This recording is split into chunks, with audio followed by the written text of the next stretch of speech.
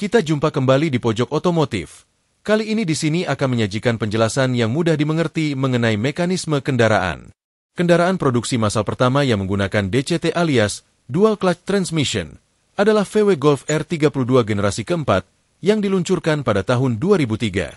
Volkswagen menyebut transmisi dual clutch-nya sebagai DSG. Transmisi ini pernah disebut-sebut sebagai transmisi yang ideal, dan banyak yang percaya bahwa semua transmisi otomatis pada akhirnya akan digantikan oleh DCT. Namun, karena perkembangan transmisi otomatis konvensional, dengan torque converter, dan kelemahan bawaan DCT yang tidak dapat sepenuhnya diatasi, adopsinya tidak menyebar seluas yang diperkirakan.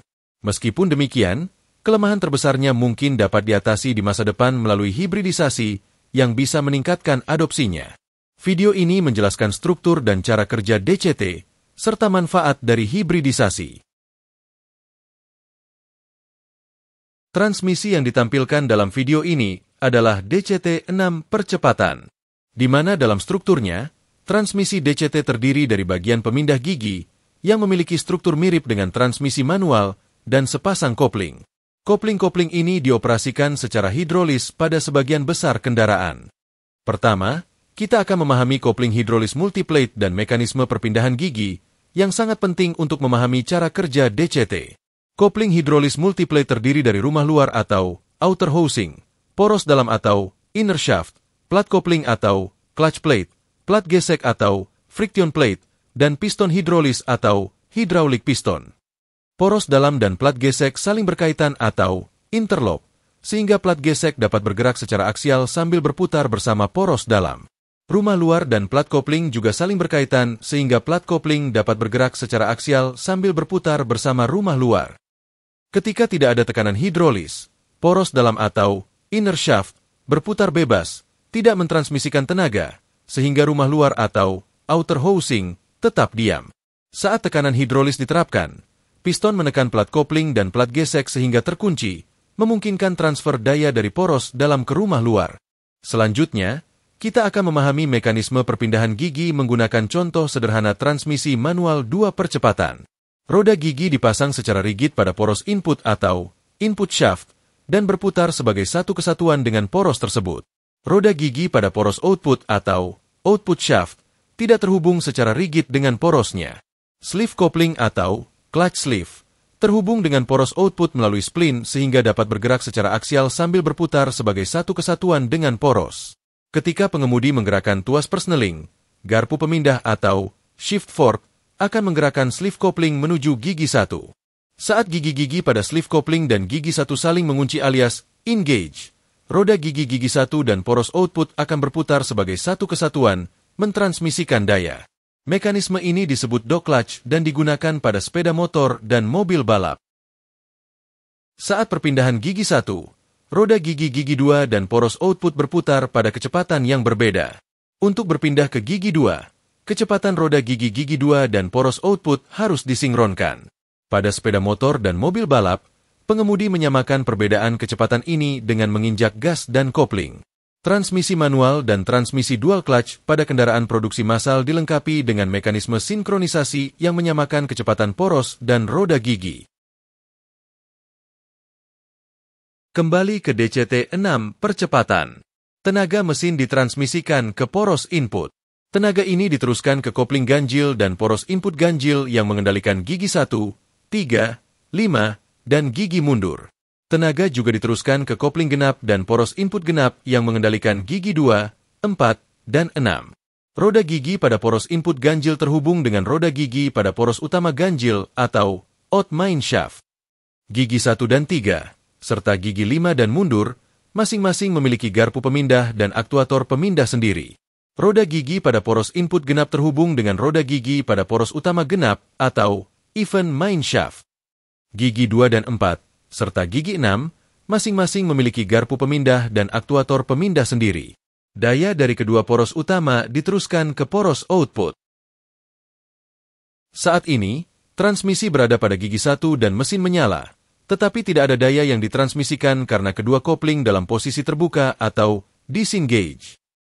Saat kopling ganjil diaktifkan atau engage, daya akan ditransmisikan melalui poros input ganjil, gigi 1, poros utama ganjil, lalu ke poros output.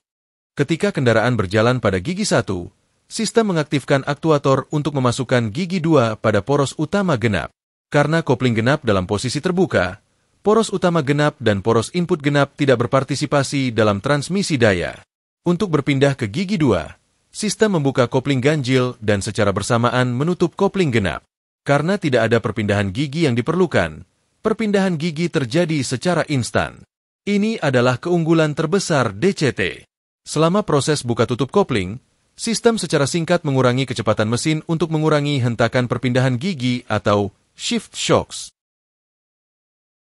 Saat kendaraan berjalan pada gigi 2, sistem mengaktifkan aktuator untuk memasukkan gigi 3 pada poros utama ganjil. Karena kopling ganjil dalam posisi terbuka, poros utama ganjil dan poros input ganjil tidak berpartisipasi dalam transmisi daya. Ketika kopling genap dibuka dan kopling ganjil ditutup secara bersamaan, transmisi langsung berpindah ke gigi 3.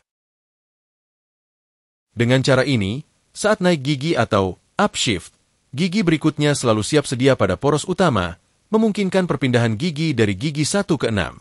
Sebaliknya, saat turun gigi atau downshift, gigi yang lebih rendah selalu siap sedia pada poros utama. Ketika kendaraan berjalan pada gigi 3, sistem mengaktifkan aktuator untuk memasukkan gigi 2 pada poros utama genap.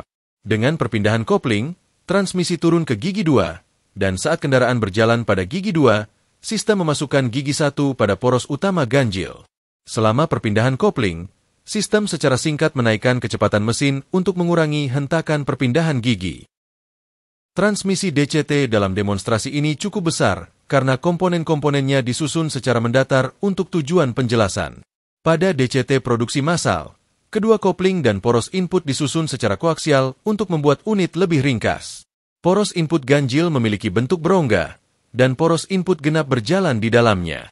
Kopling ganjil ditempatkan di dalam kopling genap.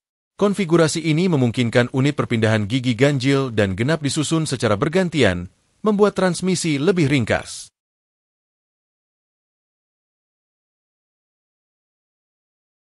Kekuatan terbesar DCT adalah kecepatan perpindahan giginya. Namun, kelemahan terbesarnya adalah hentakan saat mulai berjalan. Saat mulai bergerak, kopling ganjil harus menghubungkan mesin yang berputar dengan roda yang diam. Kondisi saat mulai bergerak bervariasi, seperti jumlah penumpang, kemiringan jalan, dan kondisi permukaan jalan. Oleh karena itu, kontrol kopling oleh unit kontrol bisa menjadi tidak mulus dan menyebabkan hentakan. Pada kendaraan hibrida yang dapat berjalan hanya dengan motor listrik, kopling pemisah mesin atau engine disconnect clutch memisahkan mesin dari powertrain saat kendaraan berhenti. Karena proses mulai berjalan dilakukan oleh motor listrik, tidak ada operasi kopling yang diperlukan, sehingga memungkinkan akselerasi yang mulus tanpa hentakan. Hal ini mengatasi kelemahan terbesar DCT, sehingga adopsi DCT hibrida mungkin akan meningkat di masa depan. Semoga penjelasan ini memberikan pemahaman yang lebih jelas. Jika Anda ingin mengetahui lebih detail tentang komponen-komponen tertentu atau aspek lain dari transmisi DCT, akan kita bahas lebih lanjut.